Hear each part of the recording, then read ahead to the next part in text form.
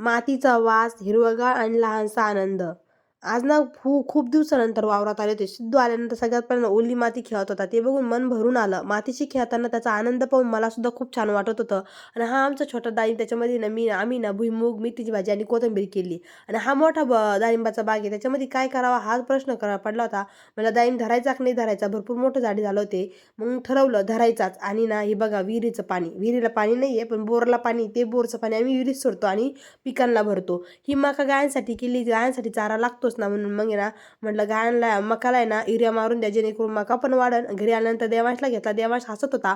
जेव्हा मी त्याला अक्काकडे दिलं ना त्यावेळेस त्याला भरपूर रडू आलं होतं. त्याला शांत केलं. रेणुका मावशी आलं तर त्यांना चहा करायचा होता म्हणून चहा केला, चहा दिला.